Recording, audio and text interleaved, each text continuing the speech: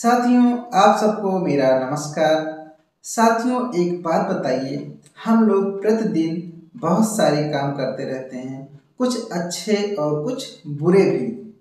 यदि हमें किसी दिन पता चल जाए कि हमारे उन कामों को कोई बहुत बारीकी से देख रहा है, तो क्या तब भी हम उन कामों को वैसे ही करते रहेंगे या उन कामों में कुछ परिवर्तन लाएंगे?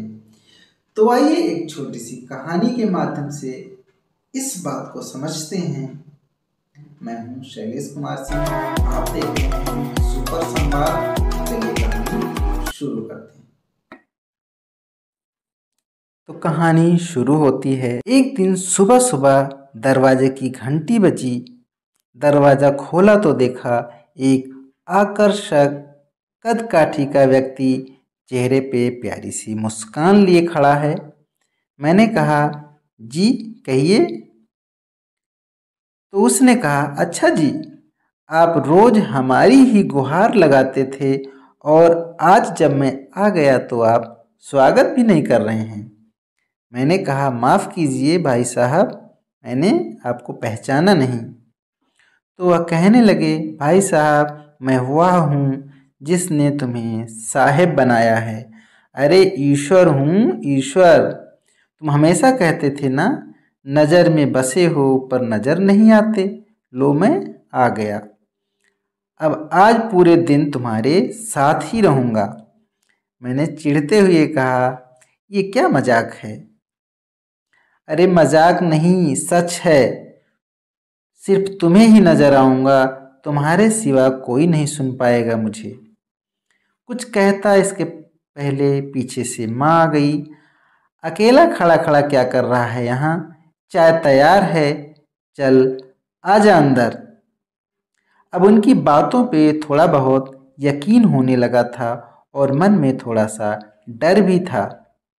मैं जाकर सोफे पे बैठा ही था तो बगल में वह आकर बैठ गए। चाय आते ही जैसे मैंने पहला घूंट पिया, मैं गुस्से से चिल्लाया, अरे माँ, ये हर रोज इतनी चीनी? इतना कहते ही ध्यान आया, अगर ये सचमुच में ईश्वर हैं तो इन्हें कतई पसंद नहीं आएगा कि कोई अपनी माँ पर गुस्सा करे। अपने मन को शांत किया और समझा दिया कि भाई तुम नज़र में हो आज, जरा ध्यान से। बस फिर मैं जहाँ जहाँ वह मेरे पीछे पीछे पूरे घर में। थोड़ी देर बाद नहाने के लिए जैसे ही मैं दरवाजे की तरफ चला तो उन्होंने भी कदम बढ़ा लिए। मैंने कहा, प्रभु यहाँ तो बख्श दो। खैर, नहाकर तैयार होकर मैं पूजा घर में गया। यकीनन पहली बार तन्मयता से प्रभु वंदन किया, क्योंकि आज अपनी ईमानदारी जो साबित करनी थी। फिर ऑफिस के लिए निकला। अपनी कार में बैठा तो बगल में महाशय पहले से ही बैठे हुए हैं।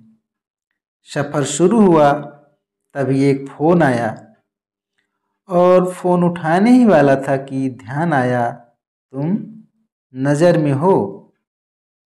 कार को साइड में रोका, फ़ोन पर बात की और बात करते करते कहने ही वाला था कि इस काम के ऊपर के पैसे लगेंगे। पर ये तो गलत था, पाप था, तो प्रभु के सामने कैसे कहता? तो एकाएक ही मुंह से निकल गया, अब आइए, आपका काम हो जाएगा आज। फिर उस दिन ऑफिस में न स्टाफ पर गुस्सा किया, न किसी कर्मचारी से बहस की।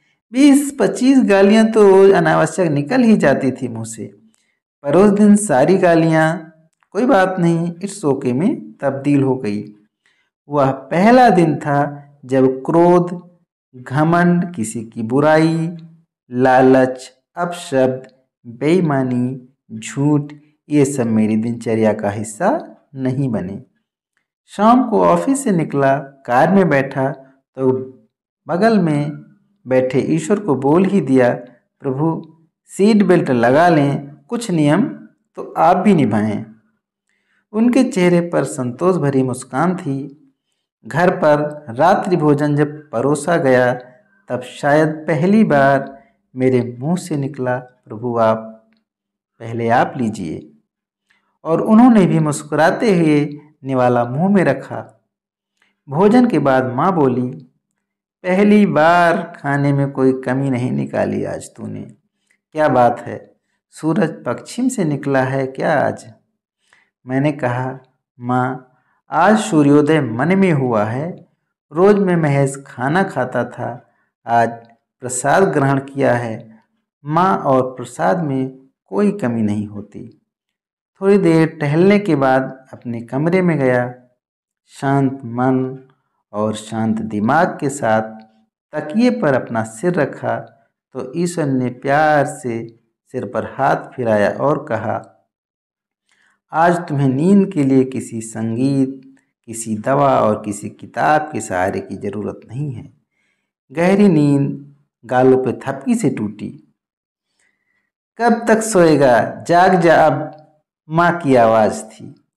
सपना था शायद, हाँ सपना ही था, पर नींद से जगा गया। अब मैं समझ गया था उसका इशारा, नज़र में हो तुम। जिस दिन ये समझ गए कि वो देख रहा है, सब कुछ ठीक हो जाएगा।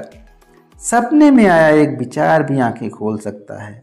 बस हमेशा याद रखो, हम सांसारिक कैमरे के नहीं बल्कि प्रभु के कैमरे की नज़र में हर समय हैं। तो आज की कहानी में बस इतना ही। आप सबको बहुत बहुत धन्यवाद।